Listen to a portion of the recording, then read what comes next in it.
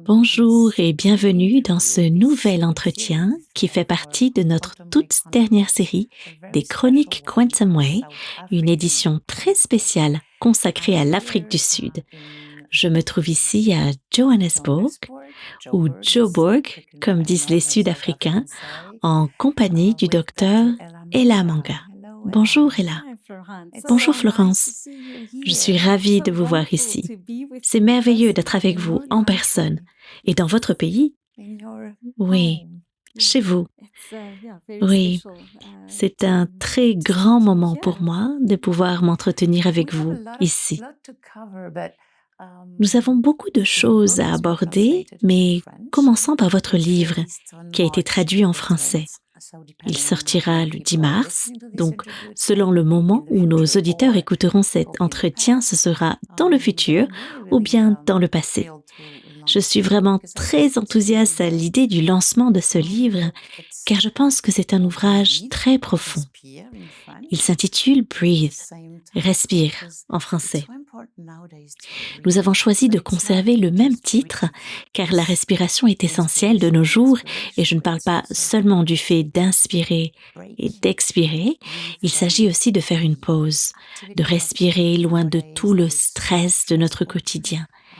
C'est vraiment un livre qui explique comment prévenir le burn-out, mais aussi comment s'en sortir et comment éviter l'épuisement extrême qu'il peut entraîner. Que pouvez-vous donc nous dire à propos de ce livre?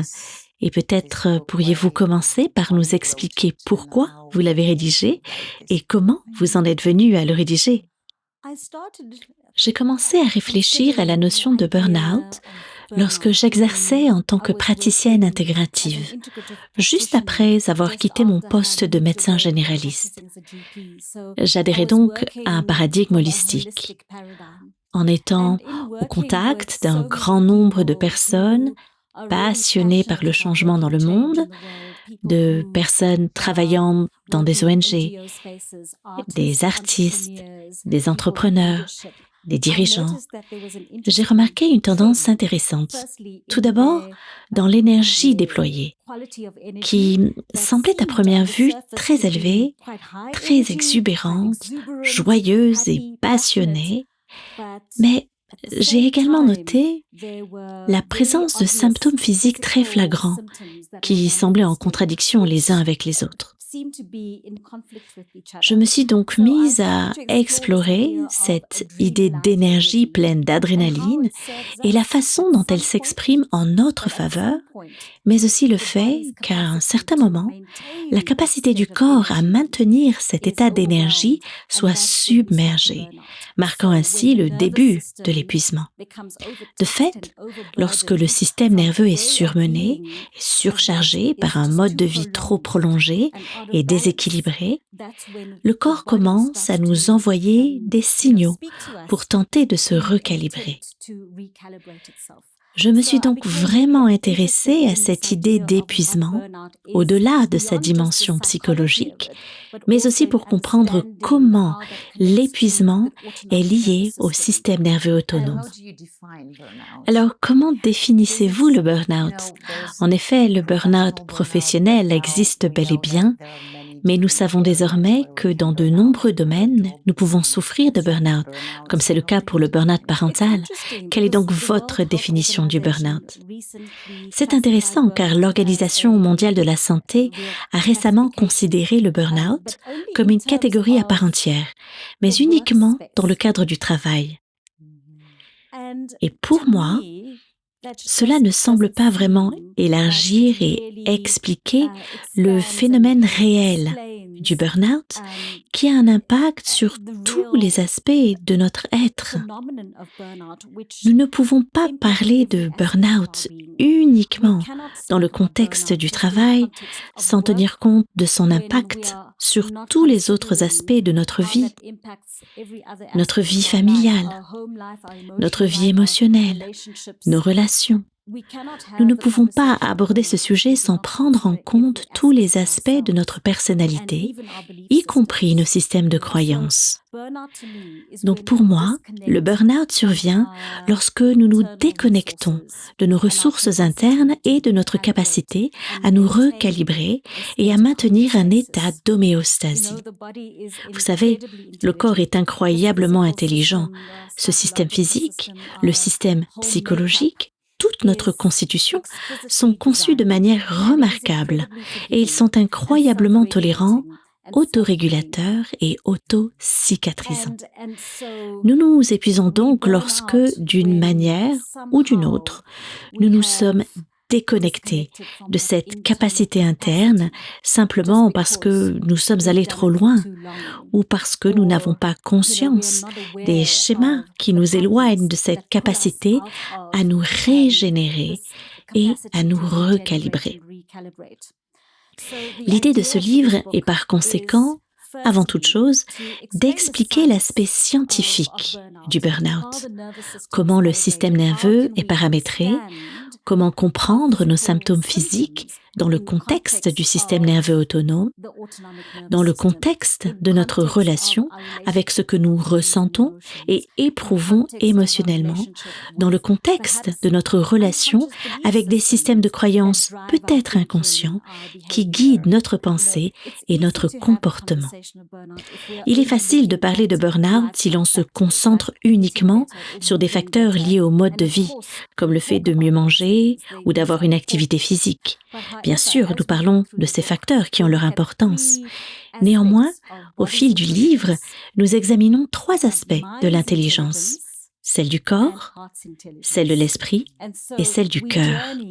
Nous parcourons ainsi toutes les dimensions de notre être pour arriver à certains des systèmes de croyances fondamentaux qui sont ancrés très tôt dans notre vie. Nous étudions comment ces derniers commencent à changer la façon dont nous nous percevons, comment ils régissent la façon dont nous nous mettons en lien avec les autres dans le monde, comment ils influencent la façon dont nous interagissons avec nous-mêmes et avec notre environnement. Et bien souvent, nous ne pouvons pas vraiment sortir et nous remettre durablement du burn-out si nous ne nous penchons pas sur ces aspects fondamentaux de notre identité. Puisque vous parlez de se remettre du burn-out, recommanderiez-vous ce livre aux personnes qui souhaitent le prévenir, à celles qui sont déjà épuisées ou sur le point de l'être, ou à celles qui vivent un burn-out? Eh bien, dans toutes ces situations, je pense que tous ceux qui vivent dans notre réalité actuelle sont susceptibles de s'épuiser ou le sont déjà. Même les jeunes enfants scolarisés sont concernés. Et nous constatons cet état de fait dans la crise croissante de santé mentale à laquelle nous assistons. Nous le voyons se manifester de nombreuses façons au niveau sociétal chez les jeunes. Alors je pense vraiment qu'il est extrêmement important d'avoir une connaissance plus approfondie de la façon dont nous sommes conçus afin de pouvoir aborder notre santé et notre bien-être avec plus de compréhension, plus de compassion et un sentiment de puissance accru. Ce que j'aime dans votre livre, c'est qu'il est à la fois de lecture très accessible. Tous les concepts que vous décrivez sont très faciles à comprendre.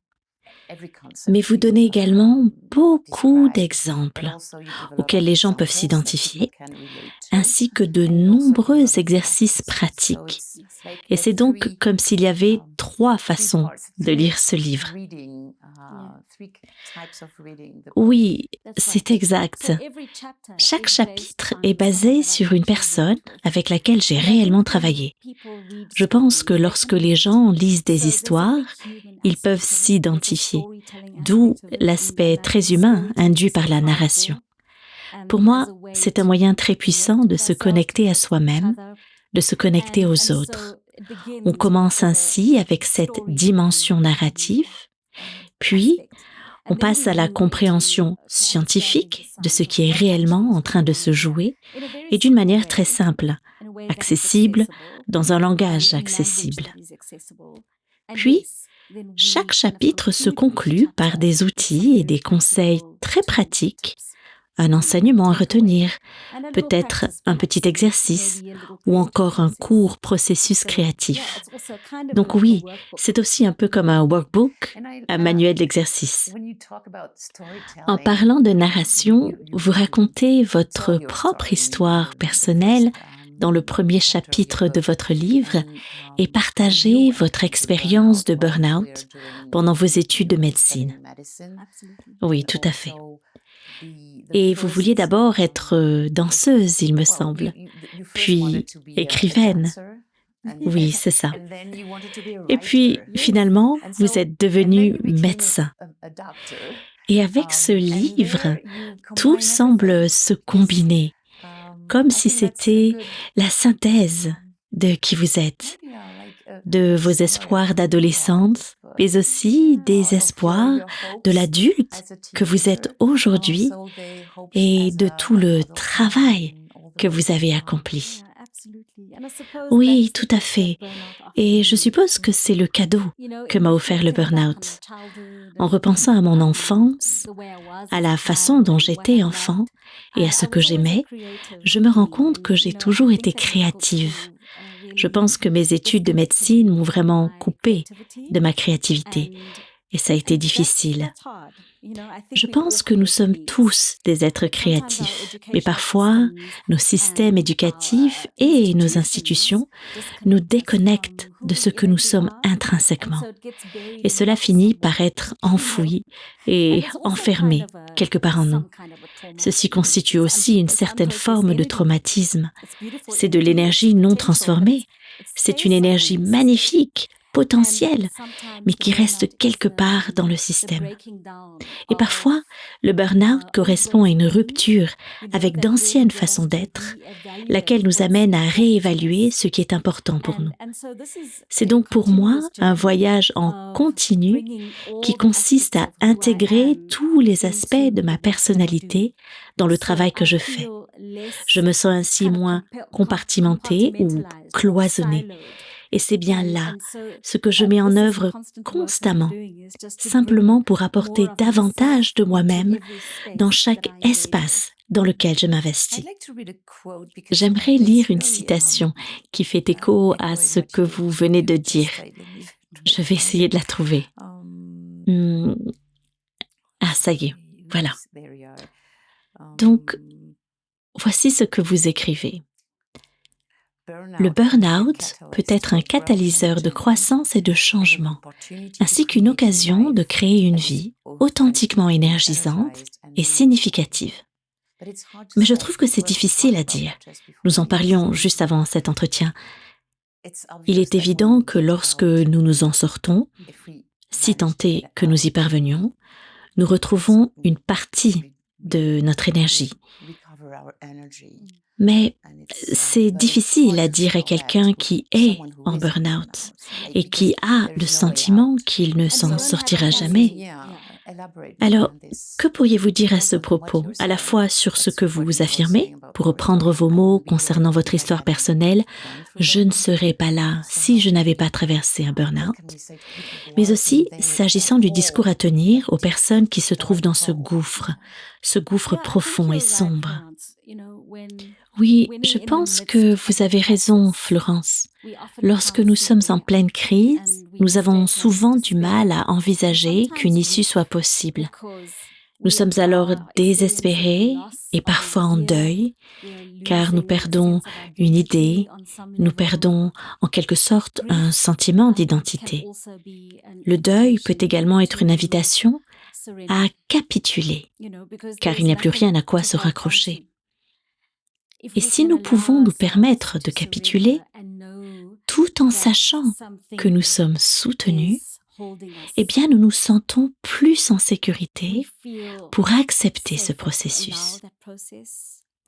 Une grande partie du travail que nous faisons à cet égard consiste à nous accueillir et à trouver quelqu'un capable d'être présent à nos côtés dans cette position d'accueil et de soutien. Je pense que c'est vraiment quelque chose à prendre en considération et qui est très important car nous sommes programmés et conçus pour vouloir réparer et nous sentir mieux très rapidement. Je pense que le cheminement vers la guérison demande pourtant de la patience. Cela prend du temps. Et c'est quelque chose que nous devons apprendre et accepter au cours de ce cheminement. C'est un peu comme une chute, comme une descente pour arriver en un nouveau lieu, à partir duquel nous pouvons découvrir ce qui a peut-être toujours été là, ce qui nous attendait, et peut-être ce que nous n'avons jamais considéré comme faisant partie de qui nous sommes. Je pense donc que l'expérience du burn-out nécessite également la capacité de s'accueillir avec douceur, de s'accueillir avec délicatesse. Et notre travail consiste à offrir un soutien aux personnes dans cet apprentissage de l'accueil en douceur de soi et de la détente. Et pas seulement le fait de se détendre dans l'acte de détente. L'objectif est de soutenir l'expérience concrète et incarnée de la détente, que beaucoup de gens n'ont jamais connue ou dont ils n'ont pas le souvenir.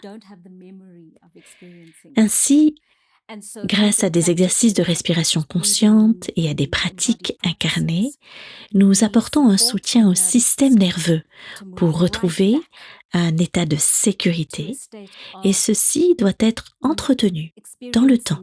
Vous savez, le sentiment de sécurité ne s'impose pas, il doit être cultivé et pratiqué. Ainsi, même une pratique simple, comme la prise de conscience de la respiration, aide les gens à se sentir plus à l'aise avec leur intériorité, avec leurs sensations, leurs émotions et sentiments, à les accueillir.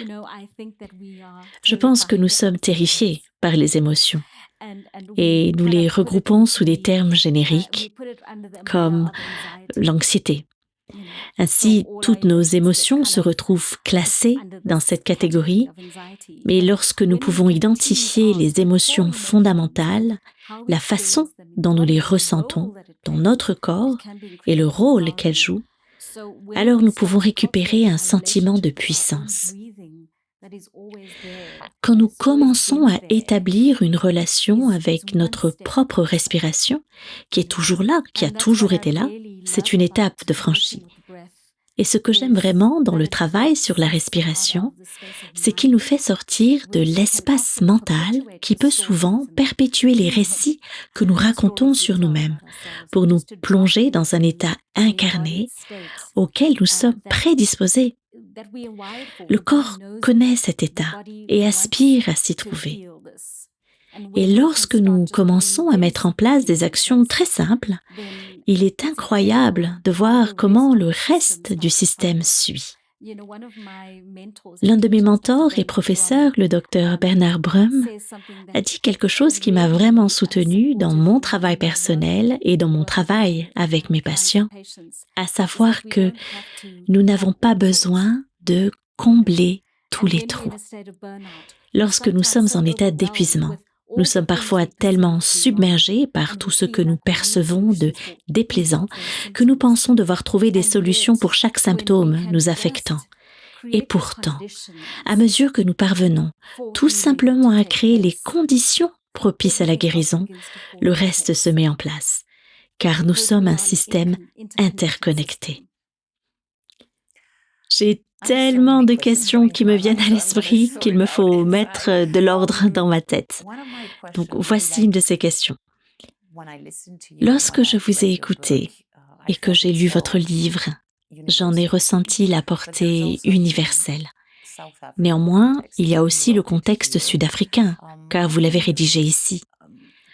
Comment pouvez-vous passer d'un contexte social, économique, environnemental, naturel et national, spécifique, à un message aussi universel que celui que vous transmettez dans votre livre? Qu'est-ce qui en fait la singularité, qu'on se situe en Afrique du Sud ou n'importe où dans le monde entier, y compris dans le monde francophone? Eh bien, je pense que le premier élément à prendre en compte est le fait que nous sommes tous humains et que nous partageons tous la même expérience humaine, bien qu'elle soit vécue de différentes manières. Je pense que le fait de travailler dans le contexte sud-africain, où la majorité de la population n'a pas accès aux soins de santé de base, m'a amené à réfléchir à la manière dont nous pouvons mieux exploiter nos ressources internes, comment nous pouvons développer un sentiment plus profond d'agentivité en matière de soutien à notre santé et comment il est important de changer notre langage et notre manière d'aborder la santé afin qu'elle soit moins cloisonnée et plus interconnectée. En revenant au principe de la sagesse indigène africaine, nous constatons qu'il s'agit de principes universels qui peuvent s'appliquer à tous, et ce, peu importe où nous nous trouvons dans le monde. En examinant n'importe quel système de connaissances indigènes, nous retrouvons les mêmes fils conducteurs. Ici, en Afrique du Sud, le sens de l'Ubuntu, c'est-à-dire de l'interconnexion, est très marqué d'une manière qui, je pense, n'est pas toujours mesurable ou tangible, mais on le ressent. On ressent un sentiment de communauté, un sentiment de connexion avec la terre, avec la nature, en puisant dans le chant et la danse comme moyen de faire circuler l'énergie, de transformer les traumatismes. À l'époque de l'apartheid, de nombreuses personnes issues de communautés défavorisées et en difficulté se sont tournées vers la danse et le chant, ce qui a été très réparateur pour les communautés. Il y avait un sentiment d'apaisement lorsque les gens chantaient et dansaient ensemble pour protester, pour donner un sens à leur douleur ou pour surmonter une souffrance très profonde. Il y a quelque chose de vraiment incarné dans la façon dont nous abordons les pratiques de guérison. Il y a quelque chose dans notre sens de la communauté qui, je pense, peut se perdre, même en Afrique du Sud, en ce que nous avons tendance à vivre en vase clos, loin des communautés.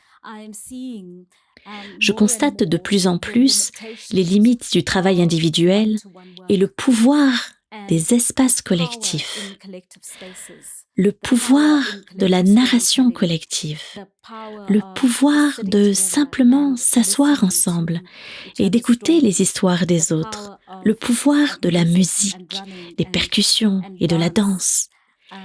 Il y a donc beaucoup à apprendre en cet endroit.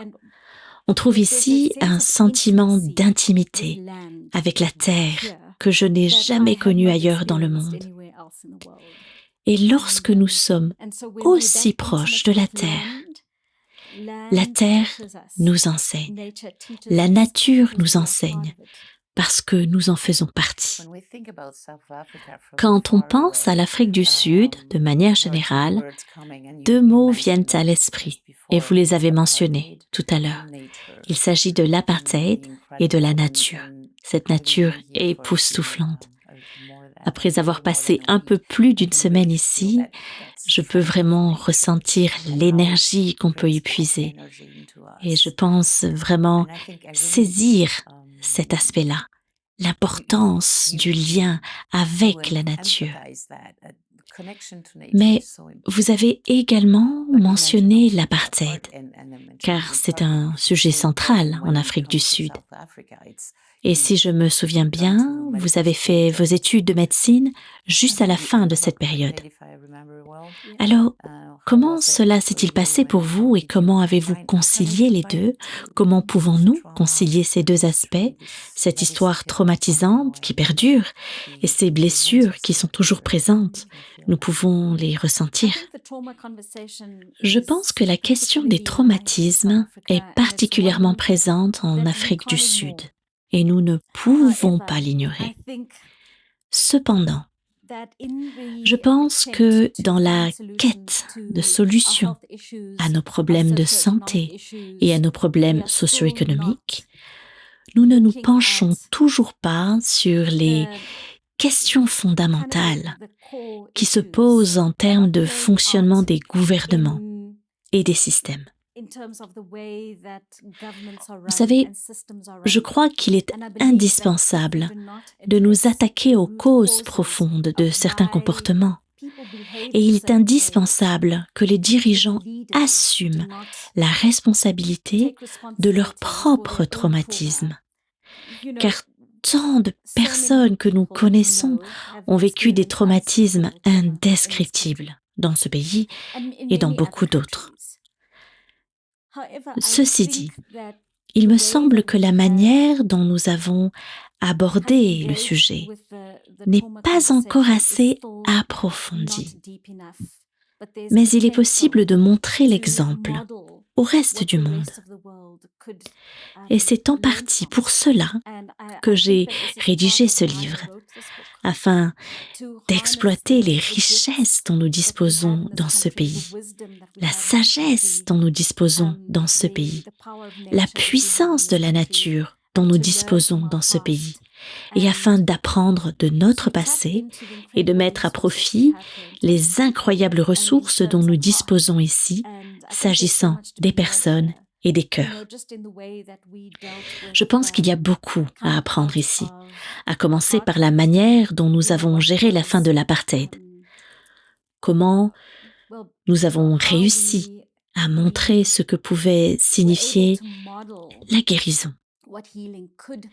Et je suis convaincue qu'il nous faut revenir sur ce point. J'estime que nous devons nous rappeler ce que signifie l'espoir et que nous avons tous la capacité de vivre une expérience de guérison, guérison pour laquelle nous sommes programmés. Et cela ne se limite pas aux personnes vivant dans un endroit particulier du monde. Je pense que nous avons tous beaucoup à apprendre les uns des autres. Et c'est ce qui est si passionnant dans cet échange, ainsi que dans notre collaboration avec Quantum Way. Nous apprenons les uns des autres et nous tissons des fils de sagesse provenant du monde entier. Je pense que ce dont nous avons vraiment besoin aujourd'hui, c'est de tisser ensemble la sagesse de toutes nos pratiques indigènes, de toutes nos expériences de vie, de toutes nos histoires de guérison, et de tisser quelque chose qui nous permette de commencer à créer un contenant pour le processus de guérison dans lequel nous sommes tous engagés. C'est tellement important de donner cet espoir. Quand je vous écoute parler, cela me remplit d'espoir. Et dans ce monde qui est aujourd'hui tellement polarisé avec tous les extrêmes dont nous sommes témoins, tant sur le plan politique que sur celui du changement climatique ou encore du stress qui ne cesse d'augmenter, je me demande quel est l'espoir que vous nourrissez à travers votre livre, mais aussi à travers tout le travail que vous accomplissez. Vous êtes également la fondatrice de Breathwork Africa, une organisation proposant une formation de praticiens en respiration consciente, ainsi que Numanity, qui est une approche holistique. Quel est donc votre espoir aujourd'hui pour le monde et comment pouvons-nous contribuer à la guérison, non seulement individuelle, mais aussi collective? Eh bien, je crois que tout comme l'épuisement personnel est une invitation à puiser dans les qualités profondes de notre être, dans notre essence et dans nos ressources intérieures, les symptômes de l'épuisement collectif sont également une occasion de réfléchir à ce qui est vraiment important pour nous en tant qu'êtres humains. Nous avons tous les mêmes aspirations. Je pense que si nous pouvons honorer cela, et si nous pouvons collectivement puiser dans la compassion et dans ce que nous savons vraiment être important pour nous en tant qu'êtres humains, eh bien nous pouvons agir dans notre sphère d'influence, ce qui créera un effet domino.